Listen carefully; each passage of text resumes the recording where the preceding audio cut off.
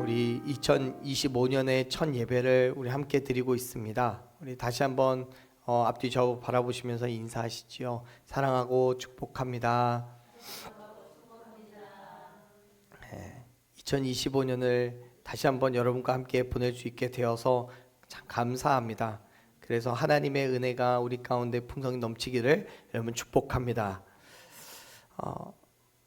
이제 2025년을 시작하면서 여러분들을 이제 이 한 해가 어떻게 되었으면 좋겠다라는 그런 소원을 아마 가지고 계실 겁니다. 그래서 송구영신을 드리면서 또는 뭐 세상 속에서는 떠오르는 해를 바라보면서 그 소원을 비셨겠죠. 여러분은 어떤 소원을 가지고 계십니까? 여러분, 우리에게는 소원이 있습니다. 그 소원이 얼마나 간절한지 심지어 생각나는 대로 어느 곳에서든 주저하지 않고 우리는 우리의 소원을 항상 노래합니다. 여러분, 우리의 소원은 무엇입니까? 모르세요? 우리의 소원? 그 통일이죠. 우리의 소원은 통일입니다. 뭐 웃자고 던지는 아재 개그 같은 겁니다. 네, 그거 말고 여러분 각자가 가지고 계시는 나름대로의 소원이 있으실 겁니다. 보통 소원이라고 하면 사전적인 정의로는 바라고 원하는 일, 그 일이 소원입니다. 흔히 너무도 쉽게 얻을 수 있는 걸 가지고는 우리는 소원이라고 말하지 않아요. 쉽게 얻을 수 없는 것, 혹은 어떤 일을 간절히 원하는 것, 그럼 우리는 소원이다라는 말로 합니다. 그만큼 쉽게 얻을 수도 없지만 그래도 간절하게 원하는 것이기 때문에 통일이 소원이라고 말할 수 있겠죠. 근데 여러분은 통일 말고요, 뭐 어떤 것들을 마음에 염두에 두고 계십니까? 마음에 담아두고 계십니까? 무엇이 되었던 그 마음의 소원을 두고 하나님의 응답을 간절히 구하시기를 바랍니다. 하나님께서 반드시 그 기도를 들으시고 응답하실 줄로 믿습니다. 그런데 사실 우리가 하나님의 응답을 기다리는 건 쉽지 않아요. 지금 우리가 무엇이 되었던 소원을 두고 기도하지만 이게 1월 안에 이루어질지 아니면 6개월 안에 이루어질지 1년 다 가도록 안 이루어질지 모릅니다. 하나님의 응답은 내 생각과 내 경험과는 다르기 때문에요. 그렇기 때문에 응답을 기다리는 게 쉽지 않아요. 어떤 분이 그런 말을 하시더라고요. 뭔가 바라는 게 있다면, 그래서 기도했으면 얻기 위해서 노력해야 된다라고 얘기해요. 그래야 하나님이 주신다고요. 그러면서 이제 예를 들어 말씀하시는 게 뭐냐면, 감나무 밑에서 감이 떨어지기만을 기다리면 안 된다, 그 얘기하시더라고요. 그래서 저는 그렇게 얘기했습니다. 물론 맞는데 감나무 밑에서 감이 떨어지기를 기다리는 것도 노력입니다. 얼마나 좀이 쑤시겠습니까? 안 떨어지는데. 근데 그걸 참아내고 견디는 것도 노력입니다 라고 말씀을 드렸던 기억이 있습니다. 어느 날 감나무를 보니까 곧 떨어질 감이 있는 것 같아요. 그런데 언제 떨어질지 몰라요. 그래서 더 먼저 떨어질 만한 감을 찾아서 이 나무 저 나무 돌아다녀요. 그러다 결국 처음 봤던 그 감은 내 입이 아니라 그냥 땅에 떨어질 때가 있습니다. 어떤 경우는 감을 떨어뜨려 보려고 나무를 발로 차기도 하죠. 당연히 떨어지겠죠. 근데 문제는 떨어지지 말아야 될 다른 감까지도 떨어지거나 내가 처음부터 노리고 있었던 그 감이 아직 덜 익은 상태로 떨어질 수도 있습니다. 무슨 말입니까? 때로는 우리가 바라는 것을 얻기 위해서는 기다릴 줄도 알아야 된다는 겁니다. 그렇잖아요. 언제 떨어질지 모르겠지만 반드시 떨어진다는 것을 믿는다면 기다려야지요. 그런데 점점 배는 고파오고 기다리는 시간이 지루하고 귀찮으니까 그냥 떨어져 있는 거 주워 먹으려고 다른 데로 가는 거예요. 사랑하는 여러분, 믿으신다면 기다리십시오. 반드시 감은 떨어집니다. 그 감이 다 익어서 떨어질 때가 되면 떨어집니다. 근데 그때는 우린 잘 모르죠. 누가 알아요? 하나님이 아십니다. 하나님의 역사하심도요, 다 익어서 떨어질 때가 되면, 역사하실 때가 되면 역사하시는 거예요. 그때는 우리는 뭐 하는 거예요? 그냥 기다리는 거예요. 물론 그 기다림의 시간들이 어느 때보다도 힘들고 어렵겠지만 강하고 담대하게 흔들림이 없이 그 시간을 기다릴 수 있는 저와 여러분 되기를 간절히 축원합니다. 아멘. 하나님께서는 반드시 우리의 삶에 역사하십니다. 우리가 함께 읽은 시편 27편의 표제를 보면 다윗의 시라고 되어 있어요. 그렇기 때문에 이 시의 저자가 다윗인 건 분명합니다. 근데 어떤 배경 속에서 이 시가 기록되어 있는 건지에 대해서는 성경학자들마다 의견이 조금 다릅니다. 누구는 다윗이 사울에게 몸을 피하여서 외국에서 망명 생활을 했을 때 지은 시라고 이야기하기도 하고요. 또 누구는 압살롬이 다윗을 대적했을 때 성전을 사모하면서 지은 시라고도 말합니다. 말씀 자체에서 배경에 대한 설명은 우리가 찾아볼 수 있지 않기 때문에 어떤 학자의 말이 정확한지는 사실 저는 잘 모르겠습니다. 그런데 분명한 건 어떤 학자의 어떤 주장이 되었던 그 상황 속에서 다윗이 느끼고 있는 그 감정이 뭐냐는 것은 분명합니다. 뭐예요? 괴로움이에요. 힘듦이에요. 아픔이고요. 자기를 향해서 칼끝을 겨누고 있는 사울이 되었던 압살롬이 되었던 아니면 다른 적이 되었던 누군가로 인해서 이리저리 쫓겨다니고 있는 그 상황이 다윗에게는 괴롭고 아프지요. 심지어 죽음의 위기까지도 경험해야 되는 그 핍박과 고난의 순간들이 이 시를 기록하게 하는 그런 배경이 되었다는 사실은 분명합니다.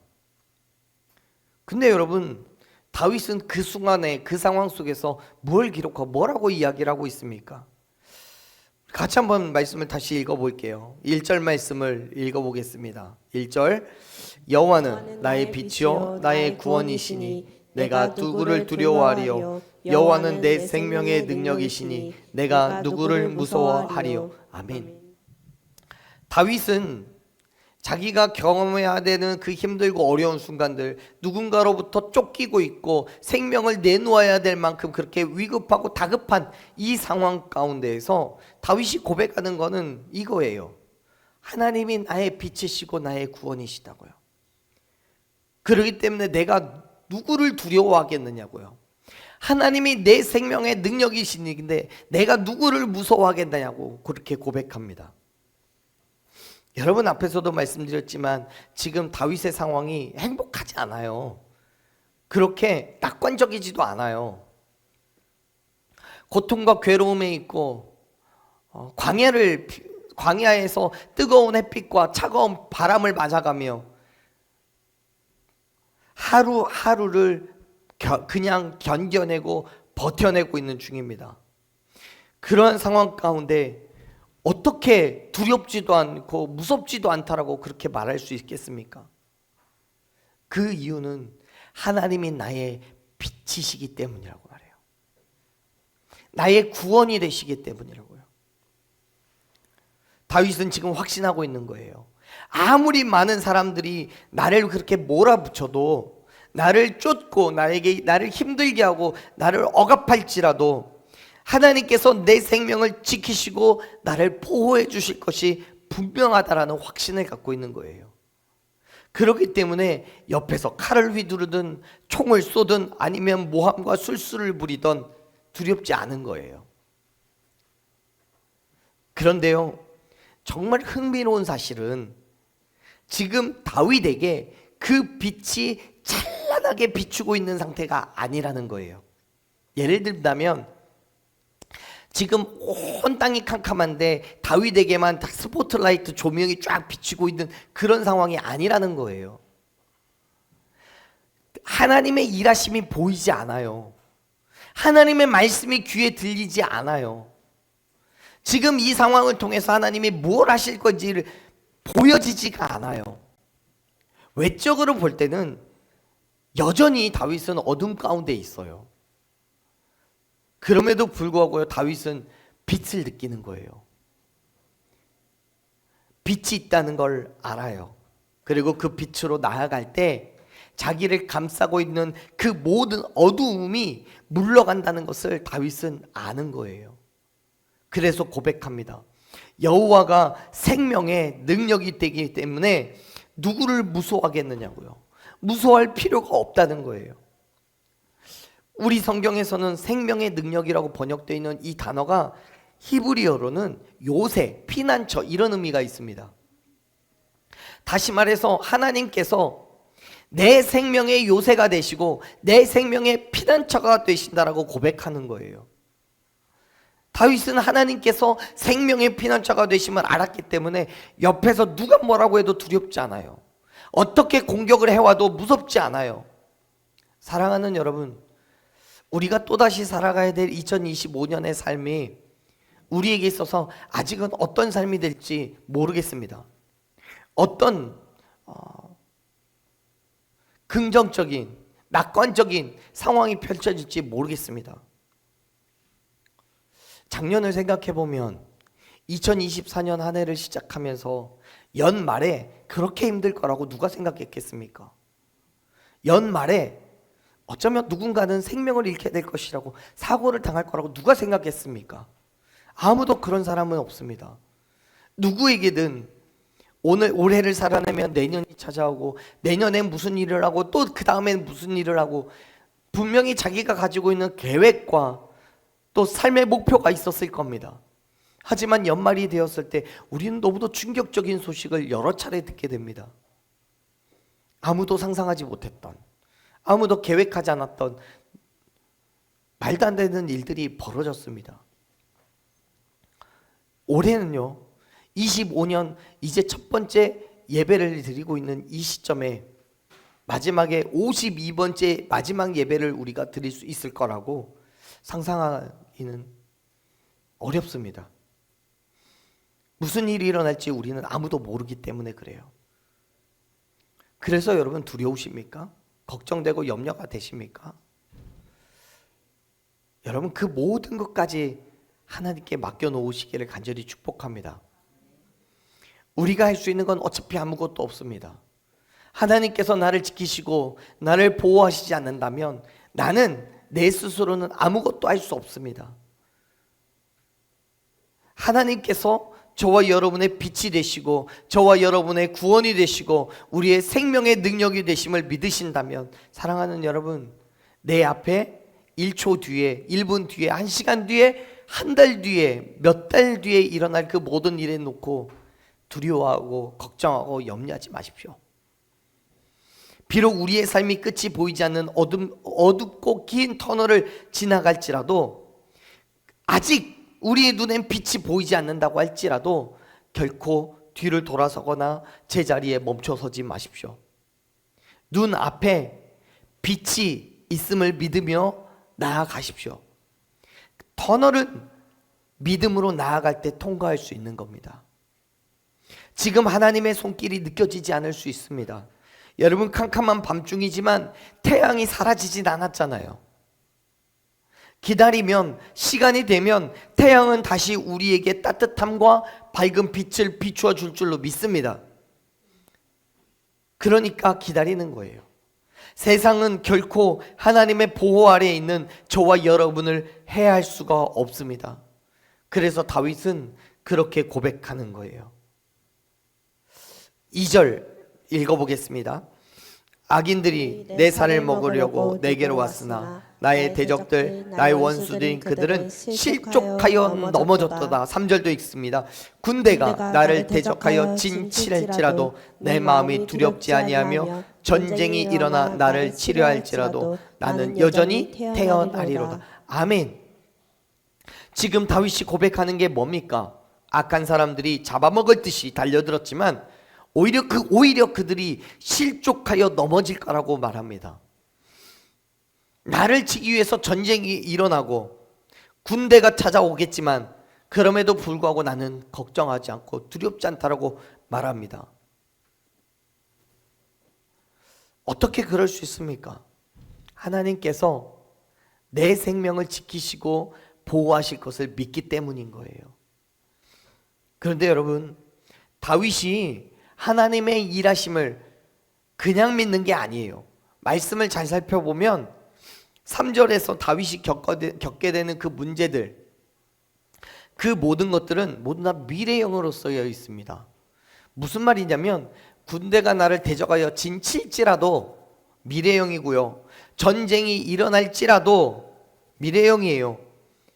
근데 그 모든 일들이 두렵지 않고 태어날 게 있을 수 있대요. 어떻게 그 일들이 가능하냐면 이미 다윗은 2절에서 그 모든 상황들을 경험했기 때문에 그래요. 2절 말씀을 다시 한번 보세요. 2절에서 그렇게 기록하고 있잖아요. 악인들이 내게로 왔었어요. 내게로 왔으나 나의 대적들, 나의 원수들이 그들이 실족해서 넘어졌어요. 이 모든 2절의 말씀은 과거형이에요. 즉 다윗은 이미 경험한 거예요. 하나님이 나에게 어떻게 역사하셨고 나의 힘듦과 어려움과 나의 모든 문제를 어떻게 해결하셨는지를 경험한 거예요. 그 경험이 있기 때문에 3절 4절에 있는 그 모든 일들이 다윗에게는 미래에 되어질 일이지만 두렵지 않은 거예요. 걱정되지 않는 거예요. 사랑하는 여러분, 2025년에 어떤 일이 일어날까 걱정되고 혹시 염려되십니까? 그렇다면 24년에 혹은 23년에 22년에 내게 어떤 일이 있었는지를 되돌려 보십시오. 이미 우리에게 역사하셨던 하나님이 여러분 발견되실 겁니다. 그리고 25년에 여전히 역사하실 하나님이 기대가 되실 겁니다. 이미 하나님께서는 저와 여러분의 모든 대적을 실족하게 하셨고 넘어뜨리셨습니다. 아멘. 그렇기 때문에 지금 이 순간이든 아니면 이후에 우리에게 찾아온 모든 대적들 또한 하나님께서 당연히 우리를 이기고 승리하게 하실 줄로 믿으시길 바랍니다. 그래서 두렵지 않은 거예요. 여전히 태어날 수 있는 거예요. 다만 그러기 위해서는 우리가 끊임없이 이전과 같이 지금도 이 이후에도 하나님과 끊임없는 교제 가운데 있어야 합니다. 내가 하나님을 믿고 바라보고 하나님을 의지한다면 하나님께서는 이전과도 같이 오늘 또 우리가 살아가야 될 매일매일의 삶 가운데도 저와 여러분 가운데 동일하게 역사하실 줄로 믿습니다. 아멘. 그렇게 하나님께서 행하실 일을 기대하십시오. 다윗도 마찬가지예요. 지금 다윗이 바라고 원하는 건 한 가지밖에 없어요. 하나밖에 없어요. 4절 말씀 같이 읽어볼게요. 4절 읽어보세요. 내가 여호와께 바라는 한 가지 일, 그것을 구하리니 곧 내가 내 평생에 여호와의 집에 살면서 여호와의 아름다움을 바라보며 그의 성전에서 사모하는 그것이라. 아멘. 지금 4절에서 바라는 한 가지 일이라고 기록하고 있는데, 사실 이 단어를 히브리어 원어로 직역을 해서 이야기하면 다윗이 실제로 구한 것이 하나였다라는 그런 의미보다는 소망하는 여러 가지 가운데서 가장 큰 것, 가장 귀한 것, 다른 건 다 안 이루어져도 되는데 이거 하나만큼은 이루어졌으면 좋겠다고 생각하는 것, 그것이 바로 요거라는 거예요. 하나님의 집을 바라보면서 하나님의 집을 사모하는 것, 그것이 다윗이 소망하는 많은 것들 중에서 가장 으뜸이라는 거예요. 그만큼 지금 다윗은 하나님만 바라보고 있는 거예요. 어쩌면 다윗이 그가 가지고 있는 그 상황들, 그가 처해 있는 그 상황들 속에서 그 힘든고 어려운 것 가운데에서 그 모든 것들을 이기기 위해 필요한 것들이 있겠죠. 어쩌면 자기와 함께 할 수 있는 많은 동역자들도 필요할 거고요. 어쩌면 무기가 필요할 수도 있고요. 어쩌면 먹어야 될 양식이나 음식 같은 것도 있을 수 있겠습니다. 하지만 그 모든 것들보다 더 소중한 것, 더 필요로 하는 게 있다면 그거 곧 하나님을 바라보는 거라고 지금 이야기하고 있는 거예요. 왜냐하면 하나님과의 그 완벽한 교제 가운데서 그들의 영과 육의 평안과 안식을 누릴 수 있다는 사실을 깨달았기 때문에 그래요. 자, 5절 말씀을 읽어보십시오. 5절을 보면 이렇게 이야기합니다. 읽어볼게요. 여호와께서 환난 날에 나를 그의 초막 속에서 비밀히 지키시고 그의 장막 은밀한 곳에 나를 숨기시며 높은 바위 위에 두시리로다. 아멘.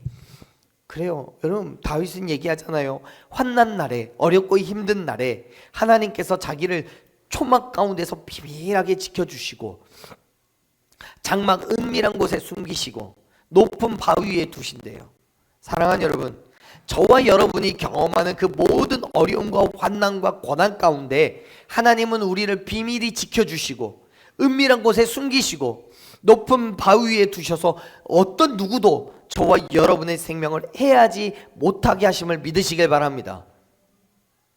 아무도 찾지 못해요. 아무도 우리를 손대지 못해요. 하나님께서 그렇게 우리를 지키시고 보호해 주시는 거예요. 그렇기 때문에 다윗은 지금 하나님만 바라보는 거예요. 하나님의 집에 평생을 두고 살겠다라고 고백하고 있는 거예요. 사랑하는 여러분, 우리의 삶에서 세상의 많은 것들이 나에게 핍박을 주고 어려움을 주고 심지어 목숨을 위협하는 그런 상황 가운데서도 여러분, 우리는 오직 예수 그리스도 한 분을 바라봐야 될 줄로 믿으시길 바랍니다. 하나님의 전에 거하여서 하나님과 동행하는 저와 여러분 되길 간절히 축원합니다. 그래야 사는 거예요. 우리가 하나님만 바라볼 때, 하나님의 전에 거할 때 하나님께서 저와 여러분을 지키시고 보호하실 뿐만 아니라 그 모든 문제를 해결하실 것이기 때문에 그래요. 자, 6절 이거 한번 읽어봅시다. 6절 읽어요. 이제 내 머리가 나를 둘러싼 내 원수 위에 들리리니 내가 그의 장막에서 즐거운 제사를 드리겠고 노래하며 여호와를 찬송하리로다. 아멘. 여러분, 여러 가지 모양으로 우리를 핍박하고 우리에게 고난을 주고 그러면 우리는 고개를 들 수가 없겠죠. 부끄럽고 창피해서가 아니라 두렵고 괴로워서요. 고개를 들어서 눈만 들면 가시돋친 말들이 날아올 것 같고 살만하면 여기저기서 찔러대는 거예요. 그럴 때마다 우리는 고개를 못 들어요. 잘못한 것도 없는데 그냥 죄진 마음이에요. 그러나 여러분, 우리가 하나님을 의지할 때 하나님께서 저와 여러분의 머리를 들어주실 줄로 믿습니다. 우리의 모든 힘듦과 어려움들을 해결하여 주시고 우리가 살아갈 그 모든 삶 가운데 평안과 안식을 주실 줄로 믿습니다. 다윗은 고백하는 거예요. 많은 원수들 앞에서 무너지지 않고 쓰러지지 않고 당당하게 그들 앞에 설 수 있도록 하나님께서 역사해 주실 거라고요. 그때 다윗은 하나님을 향한 즐거운 제사를 드리며 찬송으로 영광을 돌릴 거라고 말합니다. 사랑하는 여러분, 우리가 할 수 있는 것은 없습니다. 우리의 연약한 힘으로는요 결코 세상을 대적할 수가 없습니다. 그러나 하나님께서 저와 여러분의 빛과 구원이 되어 주시고 생명의 능력이 되심을 믿음으로 하나님만 바라볼 때 하나님께서는 우리의 모든 문제를 해결하시고 우리의 머리를 들어서 많은 원수들 앞에 서게 하실 줄로 믿으시길 바랍니다. 하나님께서 반드시 저와 여러분의 부르짖음을 들으시고 응답하심을 여러분 믿으시길 바라요. 어떤 상황, 어떤 문제든지 그 모든 것들을 하나님 앞에 내어놓을 때 반드시 해결해 주십니다. 우리가 빛으로 하나님의 빛을 받아서 살아가게 하십니다. 그렇기 때문에 사랑하는 여러분, 2025년을 보내면서 무엇으로 고민하든 무엇으로 힘들어 하시든 그 모든 것을 다 하나님께서 해결하실 걸 믿음으로 내어놓고 담대하게 한 걸음 한 걸음 걸어 나가는 저와 여러분 되기를 간절히 축원합니다. 다윗은 이렇게 부르짖어요. 자, 7절 8절 말씀을 같이 읽어보겠습니다. 여호와여, 내가 소리내어 부르짖을 때 들으시고 또한 나를 긍휼히 여기사 응답하소서. 너희는 내 얼굴을 찾으라 하실 때에 내가 마음으로 주께 말하되 여호와여, 내가 주의 얼굴을 찾으리이다 하였나이다. 아멘. 다윗은 7절에 와서 다시 한번 하나님을 향해 소리를 내어 부르짖는다고 말합니다. 여러분, 이미 다윗은 1절부터 6절까지 오면서 그에게는 모든 문제를 하나님께서 해결하셨든지 아니면 해결하실 거라는 분명한 확신이 있었어요. 그럼에도 불구하고 7절에서 다시 한번 부르짖어요. 왜요? 하나님께서 우리의 모든 문제를 해결하셨어요. 그런데 그렇다고 해서 그날 이후에 더 이상 어떤 문제도 없는 건 아니잖아요. 여전히 문제는 또다시 찾아와요. 지금 이 문제가 해결했다면 또 다른 문제가 또 와요. 그러면 이것 때문에 하나님께 기도했는데 이것으로는 내가 쓰러지고 넘어져야 돼요? 아니잖아요. 그거 놓고도 기도하는 거예요. 또 부르짖는 거예요. 내게 어려움이 없다고 할지라도 하나님께서 여전히 내게 역사해 주실 것을 간구하는 거예요. 또 부르짖는 거예요. 세상은 그래요. 우리를 넘어뜨리기 위해서 우리를 유혹하고 시험 내서 끊임없이 우리를 넘어지게 만들어요. 사랑하는 여러분, 그럴 때마다 다시 한번 하나님 앞에 엎드려 부르짖는 저와 여러분 되길 간절히 축원합니다. 다윗도 그런 거예요. 하나님의 역사하심에 대한 믿음이 식어서 부르짖는 게 아니에요. 이전에 이 이후에 또다시 내게 찾아오는 그 모든 문제들을 놓고 기도하는 거예요. 하나님을 찾는 거예요. 하나님의 긍휼하심을 여기면서 기대하는 마음으로 하나님께 간구하는 거죠. 사랑하는 여러분, 다윗이 고백하는 것처럼 우리의 모든 마음과 정성과 뜻을 다해서 간구할 때 하나님께서 저와 여러분 가운데 역사하실 줄로 믿습니다. 우리를 통해서 크고 놀라운 일을 행하실 줄로 믿습니다. 그 믿음으로 견뎌내십시오. 참아내십시오. 또다시 우리가 온전히 하나님만 바라보며 살아가는 2025년이 되시기를 간절히 축원합니다. 하나님의 얼굴을 구할 때 우리와 함께 하신 하나님께서 우리의 부르짖음에 반드시 역사해 주시는 거예요. 나의 구원의 하나님이시여 나를 버리지 마시고 떠나지 마소서 라고 고백하는 다윗처럼 우리의 입술로 하나님의 역사하심을 부르짖을 때 하나님께서는 역사하십니다. 그런데 여러분, 하나님의 역사하심이 날마다 즉각적으로 이루어지지는 않아요. 여러분, 이미 우리도 여러 차례 경험해 봤잖아요. 오늘 내가 부르짖는다고 해서 우리가 기도하다 눈 딱 뜨면 하나님의 응답이 짜잔하고 나타나지는 않잖아요. 물론 그럴 때도 있습니다만 매번 모든 순간들마다 그렇게 역사하신 적은 없으실 거예요. 우리의 머리로 생각하고 우리의 길로 계획할지라도 하나님의 일하심은 내 생각과 내 계획과 전혀 다른 방향으로 이끌어 가실 때도 너무나 많아요. 그럴 때 우리는 어떻게 해야 됩니까? 기다리는 거예요. 내 생각, 내 마음대로, 내 뜻대로가 아니라 하나님의 계획대로, 하나님의 뜻대로 하나님께서 이루실 일을 우리는 그냥 기다리는 거예요. 우리가 생각한 것보다 조금 늦어질지라도 기다리는 거예요. 우리가 생각하는 것보다 조금 더 다른 모양일지라도 기다리는 거예요. 세상은 그러한 우리를 그냥 두지는 않겠지만 보세요. 지금 다윗에게도 동일한 일이 일어납니다. 다윗은 하나님의 일하심을 기다려요. 하나님께 부르짖었어요. 그런데 다윗에게 일어난 일은 그의 생각과는 달라요. 8절을 보십시오. 8절에서 다윗은 하나님의 얼굴을 찾았어요. 그리고 9절에서 다윗이 고백하기를 하나님께서 그의 도움이 되셨다라고 분명하게 선언합니다. 그리고 그렇게 역사하신 하나님께서 이제는 떠나지 말아달라고 간구합니다.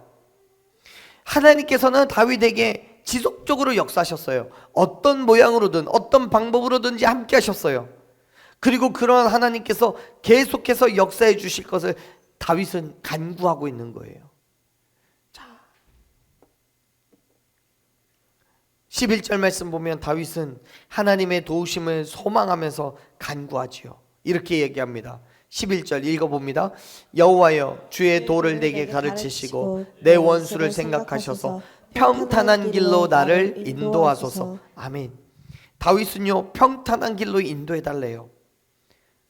여러분, 사람은 아무리 자기가 가고 싶은 길로 간다고 할지라도요 그 길이 평탄하다고 말할 수 없습니다. 하지만 하나님은 우리를 평탄한 길로 인도해 주실 줄로 믿습니다.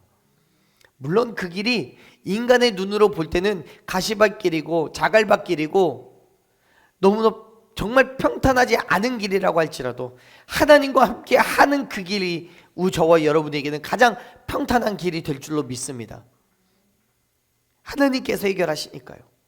여전히 원수가 내 옆에 있기 때문에 힘들고 어려운 길로 끌고 가기 때문에 우리는 지치고 쓰러질 수도 있습니다. 하지만 그 길 위에 서서 하나님의 도우심을 구하십시오. 하나님께서 우리가 걷는 그 길을 편탄케 하실 줄로 믿으시길 바랍니다. 자, 12절 말씀을 같이 한번 읽어봅시다. 12절에서 다윗은 그의 아픔과 괴로움에 대해서 이렇게 이야기합니다. 12절, 내 생명을 내 대적에게 맡기지 마소서. 위증자와 악을 토하는 자가 일어나 나를 치료함이니이다. 아멘. 분명히 하나님께서 그에게 역사하셨고 또 지금도 그의 도움이 되심에도 불구하고 또다시 위증자와 악을 토하는 자가 일어나서 자기를 치료한다라고 말하잖아요. 여러분, 우리가 하나님과 동행하는 한 달, 또 하나님과 동행하는 1년을 계획하고 기대하지만 그 안에서는 분명히 위증자와 악을 토하는 자가 우리를 넘어뜨리게 하려고 애를 쓸 겁니다. 하나님과 동행한다고 해서 사탄 마귀는 가만히 있는 게 아니란 말이에요. 오히려 우리를 넘어뜨리기 위해서 그 어느 때보다 더 힘을 쓴 때입니다. 우리가 아무리 믿음의 삶을 고백할지라도 하나님께서 분명히 역사하고 계심에도 불구하고 세상은 또 다른 모습으로 우리를 시험에 들게 하고요, 핍박하고 고난을 줘요. 세상을 살아가면서 이제 2025년을 보내면서 여러분, 이제는 싸우지 말아야지, 이제는 사이좋게 지내야지. 하지만 여러분, 어쩌면 오늘 저녁에 집에 가서 또 싸우실지도 몰라요. 또 어려움이 우리에게 주어질지도 몰라요. 그때마다 여러분, 하나님의 은혜를 구하십시오. 하나님의 역사심을 구하십시오. 해볼 만큼 해봤는데 더 이상 안 된다고, 하나님은 없는지도 모르겠다고 그렇게 생각하지 마십시오. 다윗은 그 모든 순간들 속에서 하나님의 선하심을 경험함으로 그가 구원을 주실 거라고 분명하게 선포합니다. 이렇게 얘기하잖아요. 13절 말씀 보십시오. 13절 읽어봅니다. 내가 산자들의 땅에서 여호와의 선하심을 보게 될 줄 확실히 믿었도다. 아멘. 다윗은 그가 서 있는 산자들의 땅, 즉 이 세상의 땅에서 살아가고 있지만 그 땅 위에서 하나님의 선하심을 보게 될 거라고 확실히 믿었대요. 여러분, 13절을 히브리어 원문으로 보면 문장 제일 앞에 단어가 하나가 빠져 있습니다. 우리말로는 번역되어 있지 않아요. 근데 그 단어가 뭐냐면 만일 뭐뭐하지 않으면 이란 뜻을 가지고 있습니다. 그래서 이 원문 그대로를 직역하면 이런 거예요. 내가 만일 생명들의 땅에서 여호와의 선하심을 볼 것을 믿지 않았더라면, 그랬더라면, 믿지 않았다면 나 또한 멸망당할 거다라는 얘기예요. 그게 다윗의 믿음이에요. 이 땅에서 하나님의 선하심을 경험하지 못한다면 멸망당할 수밖에 없다는 사실을 자기는 알고 있는 거예요. 그래서 지금은 다윗이 죽었어요, 살았어요? 다윗은 시간적으로 역사적으로 보면 죽었어요. 근데 말씀 속에서는 지금 다윗은 죽었어요, 살았어요? 살아있어요. 하나님의 선하심을 경험했기 때문에 그가 당하고 있는, 경험하고 있는 그 모든 어려움과 힘들과 고통과 고난 가운데서도 여전히 다윗은 살아있는 거예요. 하나님의 선하심을 누리고 있는 거예요. 아멘. 현재의 고난과 괴로움의 순간들을 또다시 하나님을 굳게 의지함으로 이기고 승리했다라고 지금 고백하는 거예요. 물론 그때와 그 방법은 모르겠습니다. 모릅니다. 다윗도 하나님께서 언제 어떻게 역사하실지, 승리를 경험하게 하실지 몰라요. 그래서 어떻게 해요? 기다리는 거예요. 14절 말씀 보세요. 14절 읽어봅니다. 너는 여호와를 기다릴지어다. 강하고 담대하며 여호와를 기다릴지어다. 아멘. 사랑하는 여러분, 하나님께서는 저와 여러분의 빛이 되시고 구원이 되시고 생명의 능력이 되심을 믿으시길 바랍니다. 우리의 주어진 환경 속에서 때로는 물질로, 건강으로, 환경으로 어려울 수 있어요. 핍박과 괴로움이 있을 수도 있어요. 누군가가 나를 헤아려 할지도 몰라요. 그러나 저와 여러분에게 분명하고도 확실한 믿음이 있다면 하나님의 역사심을 기대하는 저와 여러분에게 간절히 축원합니다. 하나님을 기다리십시오. 강하고 담대하게 여호와를 기다리십시오. 너무나 더디다고 생각될 수도 있습니다. 아무리 기다려도 감나무에 감이 떨어지지 않을 수도 있습니다. 그럼에도 불구하고 사랑하는 여러분, 기다리세요. 기다리세요. 하나님의 계획하심이 이루어질 때까지, 하나님의 뜻하심이 저 여러분에게 역사심으로 드러날 때까지 기다리십시오.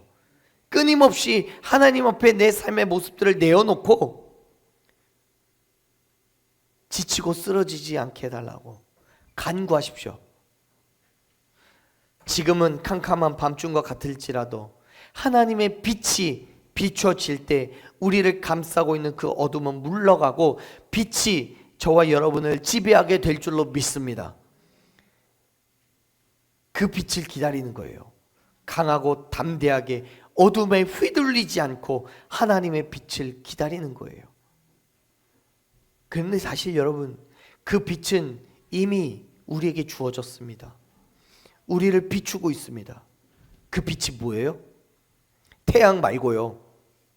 그 빛이 뭐예요? 예수 그리스도예요. 예수 그리스도께서 이미 이 땅에 오셔서 저와 여러분을 위해서 이미 죽으시고 부활하셨잖아요. 아멘. 요한복음 8장 12절 말씀을 보십시오. 예수님께서 이렇게 말씀하십니다. 나는 세상의 빛이라고요.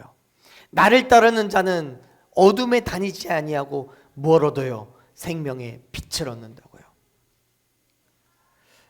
여러분, 예수님이 저와 여러분의 빛이 되신 줄로 믿습니다.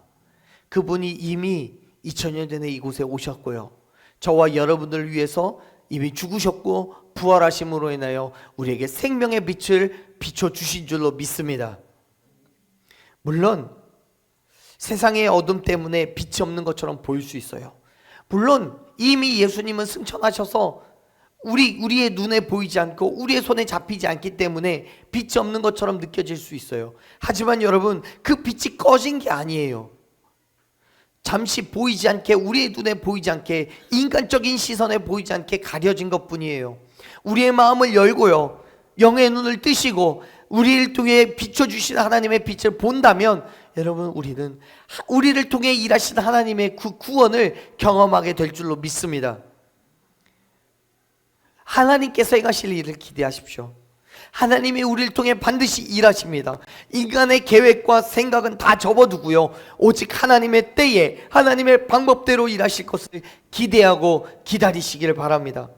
그 믿음으로 우리는 세상을 이기고 승리할 수 있습니다. 아멘. 이 어둠 가운데 정말 빛된 교회로, 빛된 성도로 예수 그리스도와 함께 살아가는 저와 여러분이 되기를 간절히 축원합니다. 아멘. 우리 이 찬양 함께 결단하고요, 믿음으로 기도하셨으면 좋겠습니다. 사랑하는 여러분, 지금 우리의 환경, 우리의 어려움 때문에 두려워하거나 무서워하지 마십시오. 왜냐하면 하나님께서 우리와 함께 하시기 때문에 그래요. 어차피 여러분, 우리가 할 수 있는 건 없잖아요. 사랑하는 여러분, 지금 우리는 어둠 가운데 있어요. 그 안에서 우리는 어떻게 하지 못하고 헛떡거리며 살아가고 있어요. 그때 우리에게 하나님의 빛이 임한다면 모든 어두움 물러나고 하나님의 위로와 평강을 누리게 될 줄로 믿습니다. 그런데 그 빛은 아직 오지 않은 게 아닙니다. 이미 예수 그리스도께서 빛으로 이곳에 오셨고 저와 여러분을 만나 주신 줄로 믿습니다. 우리는 그 빛 가운데 있습니다. 그 빛 안에서 우리의 인간적인 생각, 우리의 뜻 다 내려놓고 하나님께서 일하실 수 있도록 맡겨드리십시오. 이제 우리가 살아갈 2025년의 한 해가 그렇게 하나님과 동행하고 하나님을 의지하며 나아가는 그런 한 해 되기를 간절히 축원합니다. 혹 하나님의 역사심이 더딜지라도 믿음으로 나아가십시오. 하나님께서 친히 저와 여러분의 모든 문제를 해결하시고 온 땅과 열방 가운데 하나님의 영광을 높이 드러내실 줄로 믿습니다.